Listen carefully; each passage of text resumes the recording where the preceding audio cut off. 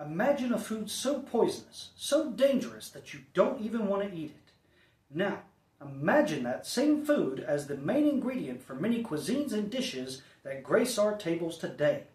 That food is the tomato. Hello everyone, this is Isaac White from the Crockett Tavern Museum here in Morristown, Tennessee, and we want to welcome you to yet another Fun Fact Friday episode. Now, before we dive into today's content, I will let you know that, well, you just heard that. That's what I'm going to talk to you about very briefly. It appears that one of our smoke detectors is running a little low on battery, but I'll go ahead and try and have that fixed before next week's video. But in the interest and the spirit of entertaining and educating the public, we're going to press on with today's video nonetheless. Now, going back to our introduction, there was a time, not just in America, but across the world, where the tomato was viewed with suspicion and viewed as a deadly poison.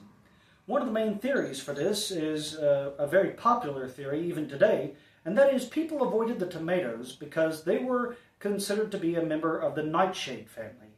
Nightshade, of course, being a deadly poison.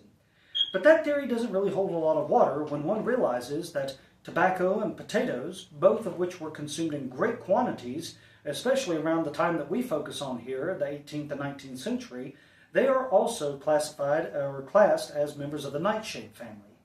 But nonetheless, the stigma was very strongly attached to the tomato, poor plant as it was, and in fact it was so firmly ingrained in the minds of Americans that in the 1820s in Salem, New Jersey, when a young man announced that he would be on the courthouse steps for the sole purpose of eating a tomato, the public gathered from miles around to see what would happen. What they thought would happen is unsure due to the fact of the matter that they were unsure as to what would happen. Nonetheless, we do know that they were scared. And why? Well, we don't have a definitive answer for that. But maybe we can get an answer, or at least a more plausible theory than the whole nightshade classification, as to why the tomato was viewed with dread. So in order to understand more about the tomato, we have to start at the best place possible, the beginning. Now, from the best archaeological research we have available to us, the origins of the tomato are to be found in western South America, where it was first cultivated. And almost as soon as it was cultivated, many different varieties were cultivated following shortly thereafter. But it should be interesting to note that many of the tomatoes that we know and love today, such as the beefsteak, the Roma tomato, the Cherokee tomatoes, they can probably all trace their ancestry back, if you will, to the cherry tomato. In the South and the Appalachians, we typically refer to them as tomatos. But we see that there were a lot of varieties throughout Central and South America by the time the Spaniards arrived in the 1500s at Tenochtitlan. And we see that the Aztecs, they were growing and selling these red tomatoes, which they called jitomatl, and green tomatoes, which they called tomatl. Now, when Hernan Cortés was there with his conquistadors in around the 1520s, we see that Bernardino de Sahagún, a Franciscan friar, recorded these different types of tomatoes that were being sold in the markets or just being grown in general. He mentions large red tomatoes, small green tomatoes. He mentioned serpent-like tomatoes, which I found very interesting because I've never heard of a tomato taking on a serpentine-type visage. But he also not only mentions that, he also talks about the different types of dishes and products that were being made with tomatoes and sold in the Aztecan markets, such as sauces. He describes food sauces, hot sauces, sauces made from the tomatoes, and so on and so forth. But what we see is that apparently the Spaniards fell in love with the tomato because with the fall and capture of Tenochtitlan in 1521, led by Hernan Cortés, they quickly got a hold of the tomato and brought it back over to Europe via the Columbian Exchange. Now, once it was introduced to Europe, like many things, it had a bit of a rocky start. And we see that the first continental mention of the tomato as a whole was written down in the journal of Pietro Mattioli in 1544. And he quotes that there was a new type of eggplant here on the continent, and that when it was divided and prepared or cooked, if you will, with salt, pepper, and oil, it made a fine repast. And so from there, it didn't take the Spaniards and their neighbors, the Italians, very long to get a hold of the tomato and start to turn them, turn those into a main ingredient for many, many cuisines that are still gracing our tables today. But while this was all going on, we also see that the Spaniards continued to spread the tomato throughout their other colonies in the Philippines and the Caribbean, and also from the Philippines it spread to Eastern Asia, and from there to the whole of Asia. But as far as the tomato being brought about into English culture, it had a very rocky start. And this is possibly due to the fact of the matter that the tomato was not introduced to the English until around the 1590s. Once the tomato was introduced to the English, there was an English barber surgeon, John Gerard. You might remember his name from the last video. He was one of the first cultivators of tomatoes as a whole. And he was believed to be the one who actually classified the tomato as a member of the nightshade family. But I don't think that he was the one who actually classed the tomato as a nightshade family member. It was probably that he drew inspiration from other herbal journals on the continent, on the mainland. But regardless, John Gerard's opinions and writings and teachings were viewed with such high regard that when his verdict was made known to the public as a whole, well, they took it as gospel preaching. And so people eschewed the tomato altogether.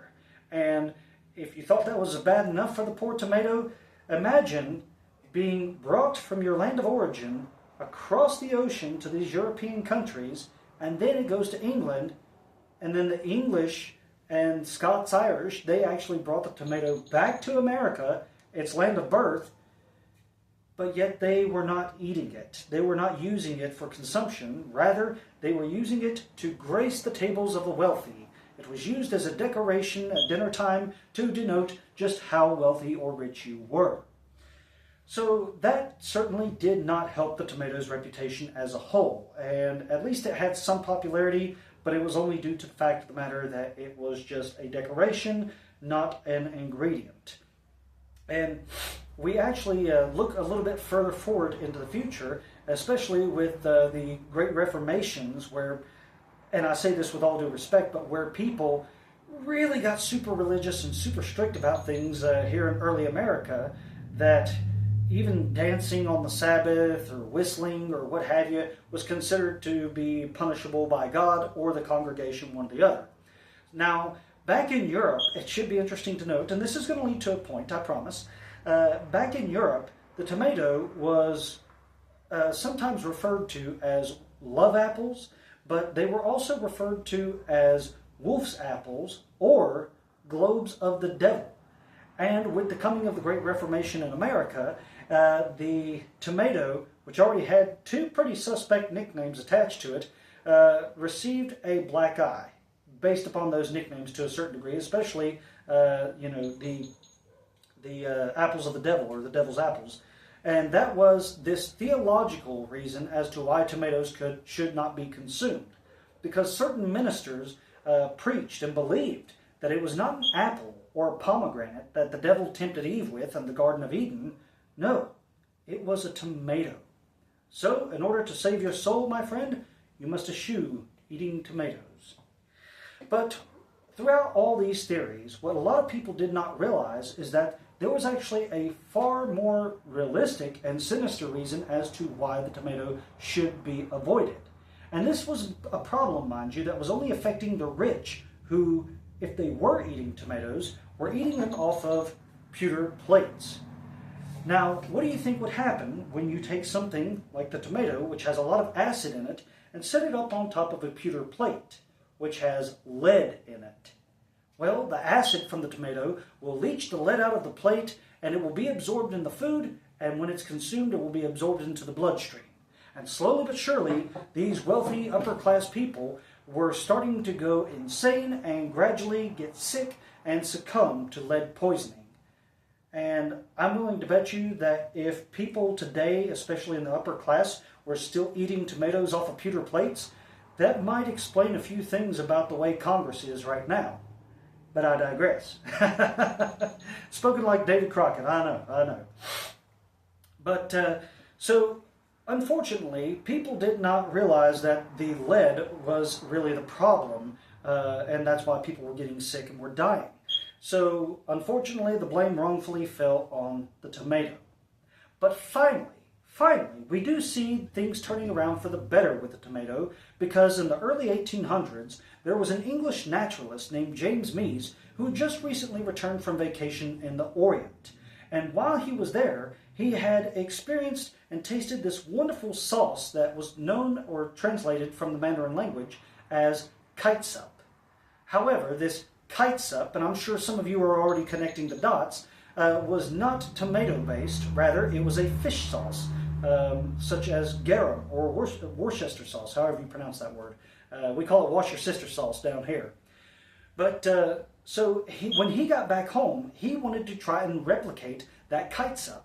But the problem was he did not actually have the fish necessary to replicate it. So he decided to try his hand at it by using tomatoes, spices, and brandy. And therefore he made his own catsup. Now, although he had made catsup and it was released to the public, it certainly was not going on hot dogs and hamburgers at this time, believe you me. Because when catsup was first released to the public, it was being sold in pharmacies and apothecaries as an aid for indigestion and diarrhea.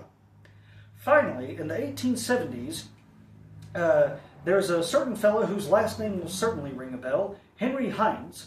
He comes along and he gets a hold of Mies's recipe and perfects it, develops it into the tomato ketchup that we all know and love today. And with the help of a horticulturalist named Alexander Livingston, they promoted the ketchup as well as the tomato as a whole, and it quickly spread across the United States and gained the popularity that it rightfully deserved. And today we see that it is not only one of the main ingredients for things like pizzas, lasagnas, spaghetti sauces, so on and so forth, so many different things, but even the baser products, the sauces, the condiments, can be found in grocery stores, ice boxes, pantries, restaurants, or even cookouts. And so we come to the end of the video. We see that the tomato has finally gotten the respect and popularity it has so long deserved. And this brings us to the conclusion of today's video, as we have discussed the history and the widespread fear of the plant that was once loved and loathed, the not-so-deadly nightshade, the tomato. Well, folks, again, this concludes today's episode. We want to thank you so much for joining along with us, especially on Facebook and YouTube. Your support is greatly appreciated. As always, if you like the show, help the channel grow. Please feel free to like, share, and subscribe to our channel, and be sure to click the bell icon so you'll never miss an upload. Now, I have been noticing a few things about the format in which we're posting on Facebook, and it hasn't been getting as much interaction as the older format. We're going to try and get some things worked out to fix that up for you to make it more easily accessible, but we'll cross that bridge when we come to it. But folks, we thoroughly hope you've enjoyed this video. Until next week, this is Isaac White from the Crockett Tavern Museum, signing off for now, saying goodbye and God bless.